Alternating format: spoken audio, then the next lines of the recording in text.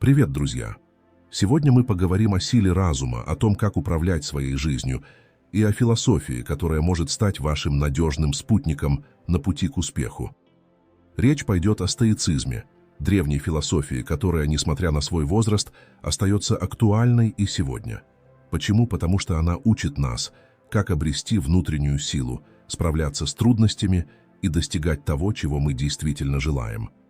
Давайте погрузимся в этот увлекательный мир и узнаем, как стоицизм может изменить вашу жизнь.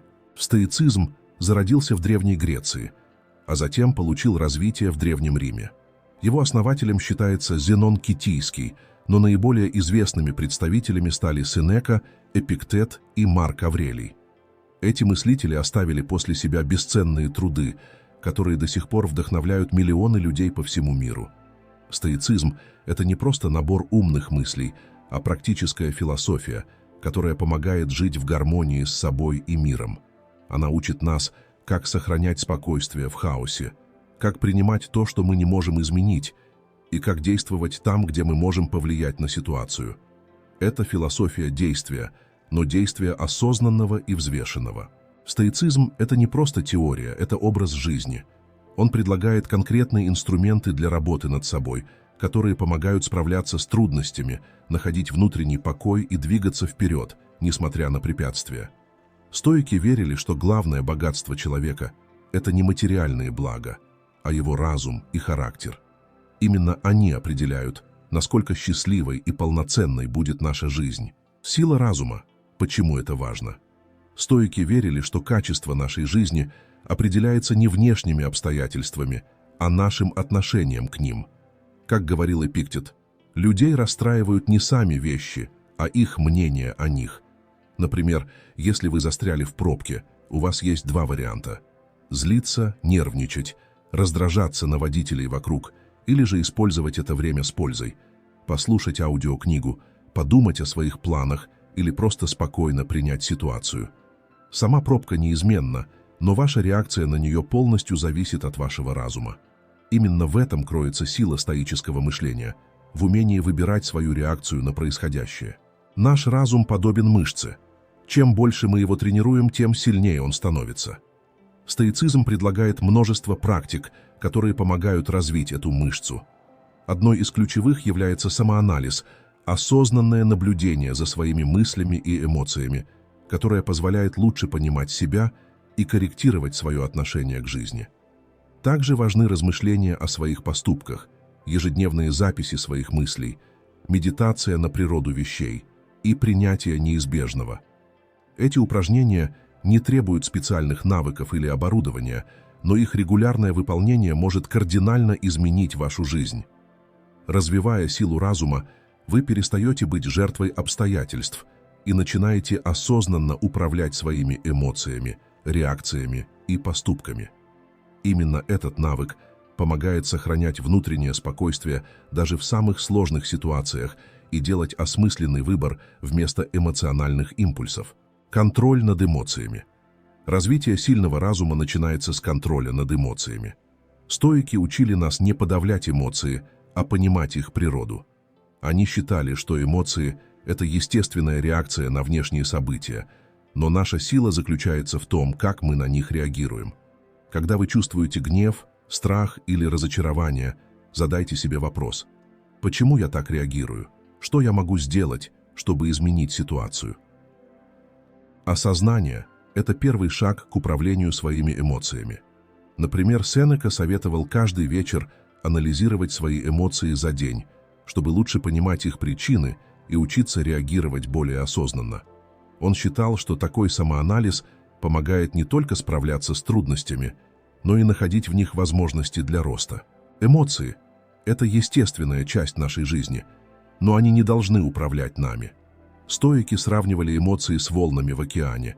Они могут быть сильными и бурными, но если вы научитесь сохранять внутренний покой, то сможете пройти через любую бурю. Практика осознанности и самоанализа помогает нам стать капитанами своего корабля, а не пассажирами, которых бросает из стороны в сторону. Когда вы понимаете, что эмоции – это всего лишь временные состояния, вы перестаете отождествлять себя с ними и начинаете видеть ситуацию более ясно. Стоики также учили, что эмоции часто возникают из-за наших ожиданий и убеждений. Если мы ожидаем, что все будет идти так, как мы хотим, то любое отклонение от этого плана может вызвать разочарование или гнев.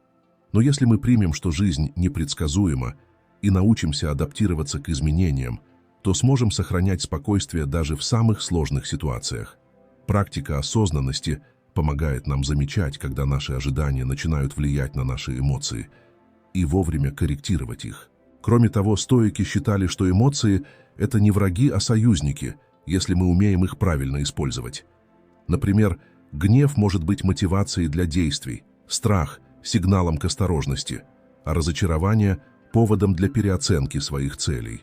Главное – не позволять эмоциям брать верх, а использовать их как источник энергии и вдохновения. Практика самоанализа и осознанности помогает нам находить этот баланс и использовать свои эмоции во благо. Таким образом, контроль над эмоциями – это не подавление, а понимание и управление. Это навык, который можно развить с помощью регулярной практики. Когда вы научитесь осознавать свои эмоции и понимать их природу, вы обретете внутреннюю силу, которая поможет вам справляться с любыми трудностями и оставаться спокойным даже в самых бурных жизненных штормах. Фокус на том, что под вашим контролем. Один из ключевых принципов стоицизма – разделение вещей на контролируемые и неконтролируемые. Этот принцип, сформулированный Эпиктетом, помогает обрести внутреннее спокойствие. Вы не можете изменить мнение других, но можете контролировать свою реакцию. Эпиктет говорил: некоторые вещи зависят от нас, а другие – нет. Осознание этого избавляет от бесполезных переживаний и делает жизнь более осознанной. В современном мире нас окружает поток информации, чужих мнений и событий, которые невозможно контролировать. Социальные сети, новости, чужая критика вызывают стресс, но стоики напоминают: наше счастье зависит не от внешнего, а от внутреннего состояния. Отделяя главное от второстепенного, мы обретаем уверенность. Этот принцип помогает нам действовать эффективнее. Вместо беспокойства о кризисе лучше развивать свои навыки. Вместо споров в интернете работать над уверенностью в себе. Стоики учат, что принятие неизбежного не слабость, а мудрость. Это не про пассивность, а про осознанное распределение усилий. Вы не можете избежать дождя, но можете взять зонтик. В эпоху информационного перегруза стоическое мышление помогает сохранять ясность ума. Многие наши тревоги связаны не с реальными проблемами, а с ожиданиями и страхами. Осознав это, мы избавляемся от лишнего груза и фокусируемся на том, что действительно важно. Разделение вещей на контролируемые и неконтролируемые – не просто философия, а инструмент внутренней гармонии. Освоив этот принцип, вы становитесь хозяином своей жизни, а не заложником обстоятельств. Практика благодарности.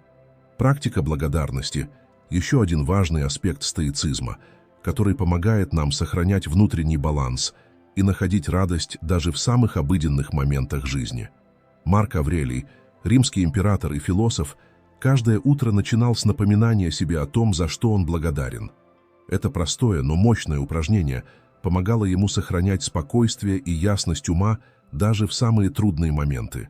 Он понимал, что благодарность – это не просто чувство, а инструмент, который позволяет переключить внимание с проблем на возможности, с недостатков на достоинство, с того, чего у нас нет, на то, что у нас уже есть. Попробуйте и вы. Каждый вечер записывайте 3 вещи, за которые вы благодарны. Это могут быть как глобальные вещи – здоровье, семья, друзья, так и мелочи – вкусный ужин, теплый солнечный день, улыбка прохожего или даже возможность просто отдохнуть после тяжелого дня. Это простое упражнение помогает не только переключить фокус внимания, но и научиться ценить то, что у вас уже есть. Благодарность – это не просто приятное чувство, это мощный инструмент для изменения вашего восприятия мира. Она учит нас видеть свет даже в темноте и находить поводы для радости даже в сложных ситуациях. Когда мы благодарны, мы начинаем замечать то хорошее, что есть в нашей жизни, даже если оно кажется незначительным. Мы начинаем видеть, что мир не так уж плох, как иногда кажется, и что даже в самых трудных обстоятельствах есть что-то, за что можно быть благодарным. Это помогает нам сохранять оптимизм, находить силы для новых свершений и не сдаваться перед лицом трудностей. Благодарность также укрепляет наши отношения с другими людьми, потому что мы начинаем ценить их вклад в нашу жизнь. Когда мы выражаем благодарность близким, друзьям или даже случайным людям, мы не только делаем их день лучше, но и укрепляем связь с ними, создавая атмосферу взаимного уважения и поддержки. Стоики считали, что благодарность – это не просто эмоция, а привычка, которую нужно культивировать. Она помогает нам оставаться смиренными, ценить то, что у нас есть, и не принимать это как должное. В мире, где мы часто стремимся к большему, благодарность напоминает нам о том, что счастье – это не только достижение целей, но и умение радоваться тому, что уже есть. Попробуйте внести эту практику в свою жизнь, и вы увидите, как изменится ваше восприятие мира и ваше внутреннее состояние. Самоанализ и медитация. Стоики также практиковали регулярный самоанализ, который был для них не просто привычкой, а важной частью жизни. Они задавали себе вопросы: что я сделал сегодня, что я мог сделать лучше, какие уроки я извлек. Эти простые, но глубокие вопросы помогали им не только лучше понимать себя, но и расти как личностям. Например, Марк Аврелий, римский император и философ, вел дневник, в котором записывал свои мысли, размышления и наблюдения. Этот дневник, известный как «Размышления», стал одним из величайших произведений стоической философии. В нем Марк Аврелий делился своими переживаниями, сомнениями и выводами, которые он делал, анализируя свои поступки и эмоции. Самоанализ помогает нам оставаться честными с самими собой, признавать свои ошибки и учиться на них, а также постоянно двигаться вперед, становясь лучше с каждым днем. Медитация – еще один мощный инструмент, который помогает развить сильный разум. Это не обязательно должна быть сложная или длительная практика. Достаточно просто выделить несколько минут в день, чтобы побыть в тишине, сосредоточиться на своем дыхании и очистить ум от лишних мыслей. Медитация помогает восстановить внутренний баланс, успокоить ум и подготовиться к новым вызовам. Для стоиков медитация была способом обрести ясность мысли и укрепить внутренний стержень. Она позволяет нам отстраниться от суеты внешнего мира, чтобы лучше понять себя и свои истинные желания. Даже несколько минут такой практики в день могут значительно улучшить ваше эмоциональное состояние и помочь вам оставаться сосредоточенным на своих целях. Как стоицизм помогает достигать целей? Стоицизм – это не про пассивность или отказ от желаний. Напротив, он учит нас, как ставить цели и достигать их, оставаясь при этом в гармонии с собой. Четкость целей – первый шаг на этом пути. Стоики советуют четко формулировать свои желания и понимать, почему они важны для вас. Например, если вы хотите стать успешным предпринимателем, спросите себя: почему это важно для меня? Что это даст мне и другим людям? Это поможет вам сохранять мотивацию даже в трудные моменты. Дисциплина и последовательность – еще два ключевых принципа стоицизма. Сенека говорил: «Делай каждый день что-то, что приближает тебя к твоей цели. Даже маленькие шаги, если они регулярны, приводят к большим результатам. Главное – не откладывать на завтра то, что можно сделать сегодня». Например, если вы хотите написать книгу, начните с написания хотя бы одной страницы в день. Со временем эти маленькие усилия сложатся в нечто большое и значимое. Стоики считали, что трудности – это не препятствия, а возможности для роста. Когда вы сталкиваетесь с проблемой, спросите себя: чему я могу научиться из этой ситуации, как я могу стать сильнее? Например, Марк Аврелий писал: «Препятствие становится путем. То, что стоит на твоем пути, и есть путь». Трудности закаляют нас, делают более устойчивыми и мудрыми. Они учат нас ценить то, что мы имеем, и стремиться к тому, чего мы хотим. Стоицизм в современном мире. Сегодня стоицизм переживает новый расцвет, становясь актуальным как никогда. Его принципы находят применение в бизнесе, спорте, психологии и повседневной жизни. Многие успешные предприниматели и спортсмены используют стоические методы, чтобы сохранять хладнокровие под давлением, преодолевать неудачи и достигать своих целей.